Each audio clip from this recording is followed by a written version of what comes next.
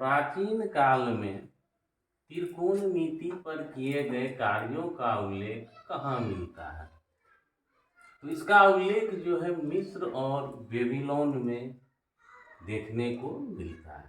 अब अगला प्रश्न है कि प्राचीन काल में खगोलविद त्रिकोणमिति का प्रयोग किसकी दूरी मापने में किया करते थे? तो उस वक्त जो है पृथ्वी से तारों की दूरी और पृथ्वी से ग्रहों की दूरी को पता जो किया करते थे वह त्रिकोणमिति के द्वारा किया करते। तो आर्यभट्ट ने जो दूरी बताई थी वह जो है वर्तमान समय में 0.02 से कमी है। अभी एक समकोण त्रिभुज की भुजाओं में कुल 6 अनुपातों का अध्ययन किस कोण के सापेक्ष किया जाता है? तो जब भी त्रिकोणमिति 6 अनुपात जो है उसका अध्ययन जब करते हैं तो वह हमेशा न्यून कोण के माध्यम से करते हैं।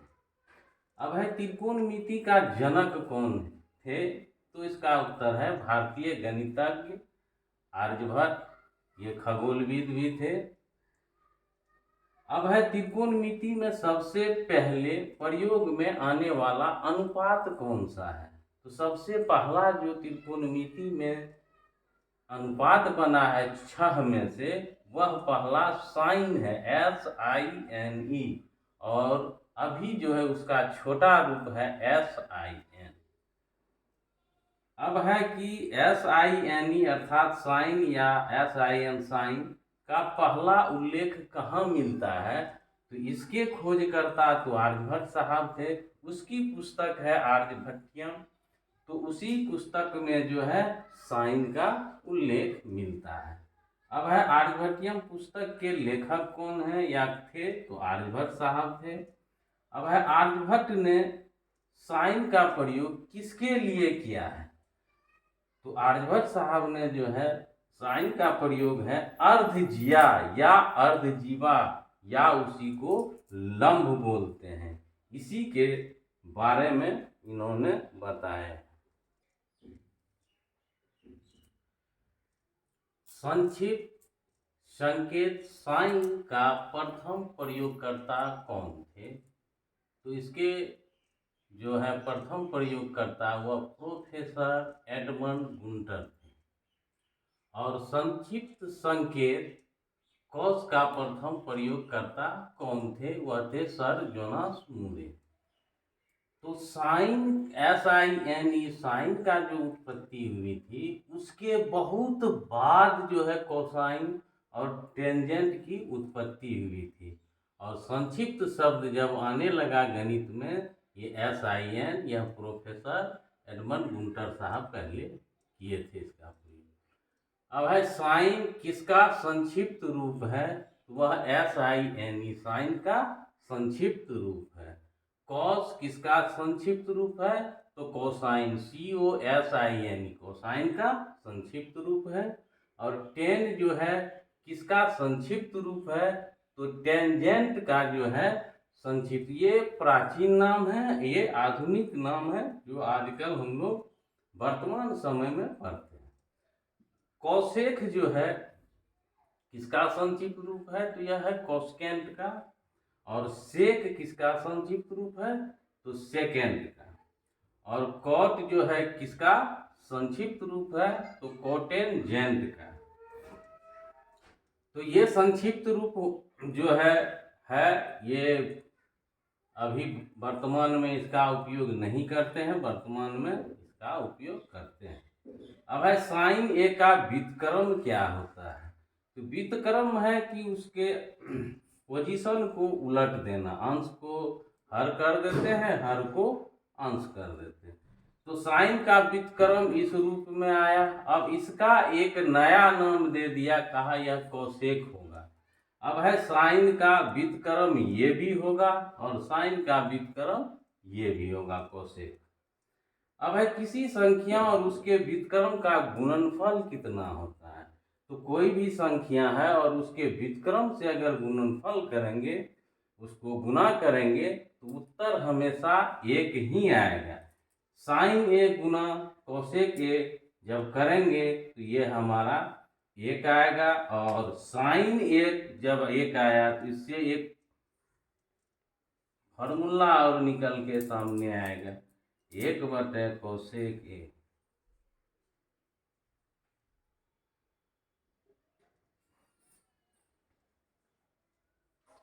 और दूसरा फार्मूला फिर कोसेक के बराबर होगा 1/साइन ए। तो ये गुणनफल है, एक आया, फिर इसी को यहाँ साइन से भाग दिए, यहाँ पे कोसेक से भाग दिए तो कॉस कट गया और इधर 1/कोसेक आ गया। फिर यहाँ पर जो है साइन से भाग दिए तो यहाँ साइन कट गया और कोसेक रह गया, इधर 1/साइन आ गया। तो कॉस ए का व्युत्क्रम होता है 1/कॉस ए, या इसी का दूसरा नाम दिया गया सेक। तो दोनों को जब गुणनफल करते हैं तो हमें एक प्राप्त होगा ही। फिर कॉस से इधर सेक से अगर डिवाइड करते हैं तो इधर भी सेक आएगा और इधर सेक कट जाएगा, अर्थात कॉस बराबर 1/सेक होगा। जब इधर कॉस से भाग देते हैं तो कॉस कट जाएगा और इधर जो है कॉस आ जाएगा, तो सेक बराबर होता है 1/कॉस ए। उसी प्रकार से tan ए का व्युत्क्रम होता है 1/tan, या इसी का नाम रखा गया कॉट। तो दोनों का जो गुणनफल होगा tan ए और कॉट ए का वह 1 होगा, और tan ए जो है 1/कॉट ए के बराबर होगा, और कॉट ए जो है 1/tan ए के बराबर होगा। जब साइन में कॉस से भाग देते हैं तो कर्ण कट जाते हैं और लंब बटे आधार बच जाते हैं, इसीलिए tan ए का जो है एक सूत्र होता है साइन ए बटे कॉस ए। इसका होगा लंब बटे कर्ण और इसका होगा आधार बटे कर्ण। तो लंब कर्ण कैंसिल हो जाते हैं तो लंब और इसका आधार बच जाता है, तो tan का सूत्र साइन बटे कॉस ए आता है। फिर इसी का व्युत्क्रम जो है कॉट होता है, तो इसको कॉस ऊपर देंगे, साइन नीचे देंगे, तो कॉट ए हो जाएगा। अब है त्रिकोणमिति अनुपात और कोण के बीच गुणनफल का संबंध नहीं होता है, ये हमेशा याद रखना है। ये दोनों के बीच में कभी भी गुणनफल नहीं होता है। ये जब भी आते हैं तो एक साथ आते हैं, तब इस कोण के सापेक्ष भुजा का अनुपात होता है, इसका उपस्थिति होना और इसका, ये दोनों साथ में कार्य करते हैं और ये बीच में गुणा के रूप में नहीं रहते हैं। तो वही चीज यहाँ लिखा है, अर्थात साइन ए बराबर साइन गुना ए, यह बिल्कुल ही असत्य है, यह सार्थक है, इसका अर्थ निकलता है, और इसका कोई अर्थ अकेला अगर ये हो गया तो ये निरर्थक पद हो जाते हैं, इसका कोई भी मायने नहीं होता है। उसी तरह साइन और ए का गुणनफल नहीं है, यह सत्य हो जाएगा। नहीं लगा है, गुणनफल नहीं है, सत्य होगा। साइन और ए का गुणनफल है, यह असत्य हो जाएगा। फिर उसी तरह से यह भी, जितने भी 6 हमारे पास त्रिकोणमितीय अनुपात हैं, कभी भी अनुपात और कोण के बीच में कभी भी गुणनफल जो है नहीं होता है। यहाँ पे कुछ त्रिभुज को लिखे हैं और उसके कुछ माप भी दिए हुए हैं। अब है 8.1 का जब हम लोग हल करेंगे, उस हल में जो है इसकी आवश्यकता बहुत अधिक बढ़ जाती है, और वहाँ तक जाने से पहले इसको जानना बहुत ही महत्वपूर्ण होता है। 8.1 में जब भी हम लोग बनाएंगे तो कहने का मतलब है यहाँ ABC एक त्रिभुज लिया गया है और ये 90 डिग्री होगा ही, क्योंकि ये जो है ऊर्ध्वाधर है और ऊर्ध्वाधर हमेशा गणित में 90 डिग्री ही होते हैं। अब है यहाँ पे कोण B के बारे में पूछ रहा है कि ये कोण के लिए लंब, आधार और कर्ण जो है इस त्रिभुज में आपको बताना है। तो सबसे पहले है 90 डिग्री के सामने जो आएगा वो तो हमेशा हमारा ऑटोमेटिक कर्ण होगा, वो तो लिख ही नहीं। तो यानी कर्ण के भाग घर में जो है 5 cm हमारा आ जाएगा। अब है अहम रोल इसी का होता है, इसी के अनुसार लंब को तय करना पड़ता है। अब इस कोण के सम्मुख जो भी भुजा आएगा, क्योंकि इस कोण का प्रयोग किया जा रहा है, तो ये जो है हमारा हमेशा जो है यही लंब होगा। ये लंब अगर हो जाता है, सम्मुख भुजा प्रयोग में आने वाले कोण के सामने जो आएगा उसी को हम लोग क्या बोलते हैं, सम्मुख भुजा। तो इसमें जो है लंब हमारा 3 cm हो जाएगा और शेष जो बचेगा वो हमारा आधार होगा। तो कर्ण हमारा ऑटोमेटिक ढूंढा हुआ रहता है, इसी दो में समस्या होती है, तो उसको हम लोग देखते हैं। अब है कहता है कोण सी के लिए। अब कोण इस त्रिभुज में सी यहाँ पे कहता है, अब सी के लिए बताइए। तो कर्ण हमारा तो कांस्टेंट रहेगा, उसमें कोई हेर फेर नहीं होता है। तो अब इसके बारे में बता रहा है, इसके सामने आएंगे तो ये हमारा लंब हो जाए। अब लंब के घर में जो है हमें 4 cm लिखना होगा, ये सी के लिए है। और कर्ण हमारा जो है 5 cm रहेगा ही, और आधार जो है वो हमारा 3 cm हो जाएगा। तो इस कोण और एक ही त्रिभुज का दो कोण है, और लेकिन मान में जो अंतर आया, ये कर्ण हमारा कोई अंतर नहीं हुआ, लेकिन लंब और आधार ये दोनों परिवर्तित हो जाते हैं, एक दूसरे से अदला बदली कर लेते हैं।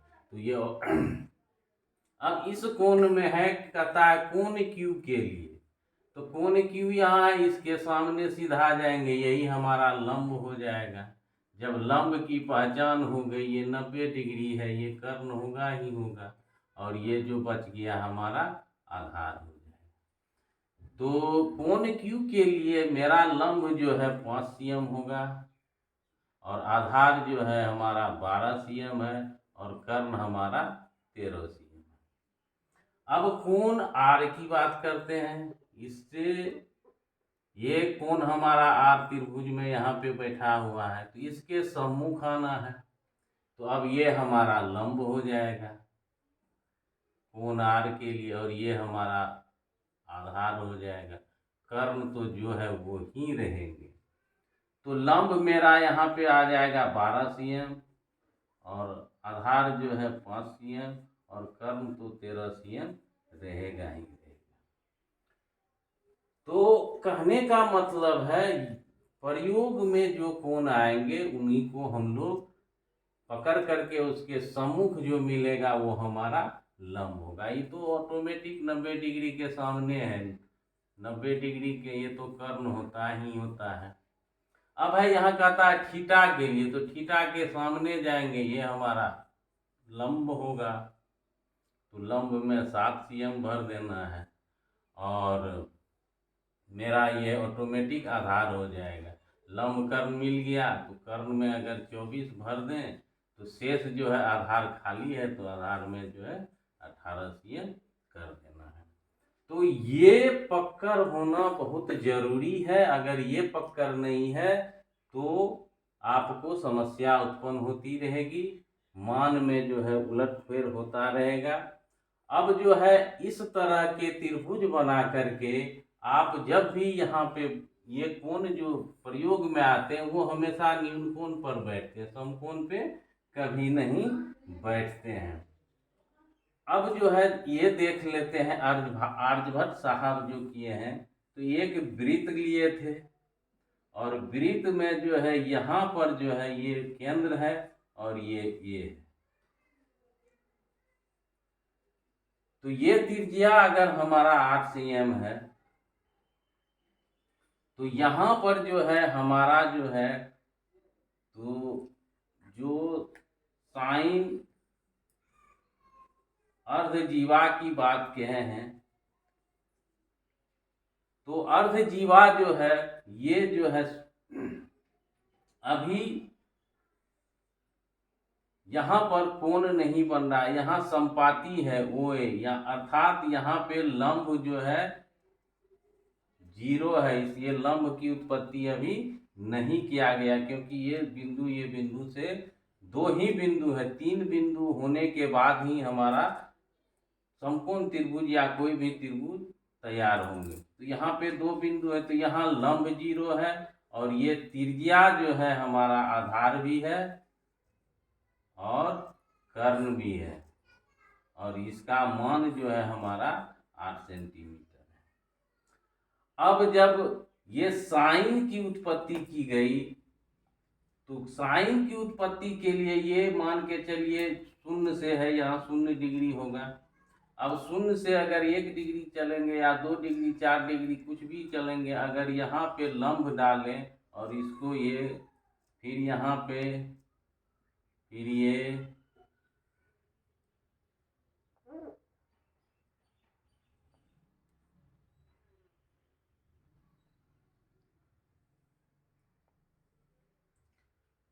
तो यही हमारा अर्ध जीवा जो बोले हैं, तो यही मेरा अर्ध जीवा है। ये जो दिख रहा है, ये यहाँ से छोटा से बड़ा, फिर बड़ा होते होते अंत तक, फिर यहाँ ये 90 डिग्री पर पहुँच जाते हैं। ये 0 से चल करके 30 डिग्री 45 डिग्री 60 डिग्री और 90 तक पहुँच जाते हैं।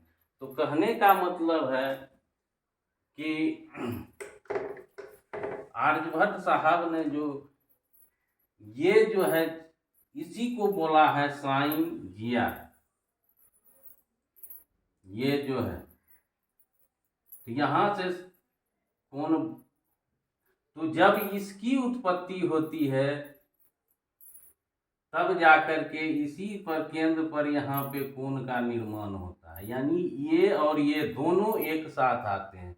अगर यहाँ कोण थीटा है तो साइन के लिए हमारा हो जाएगा साइन थीटा, और यही लंब होगा। तो यही दोनों की उत्पत्ति एक साथ होती है, इसीलिए साइन थीटा ये अगर लंब है, और ये जो त्रिज्या है ये r, यही कर्ण बनते हैं। और ये हर जगह कर्ण जो है वो हमेशा बराबर रहते हैं। कर्ण जो है कांस्टेंट रहेंगे। ये भी त्रिज्या है, ये भी है, और ये भी है, और यहाँ भी। तो यहाँ पे जो है इस बिंदु पे जब त्रिभुज नहीं बनते हैं तो कर्ण और आधार बराबर होते हैं, और लंब जो है वह गायब होते हैं। लंब यहाँ पे जब लंब लाते हैं तो साथ में कोण और ये त्रिकोणमितीय अनुपात आते हैं।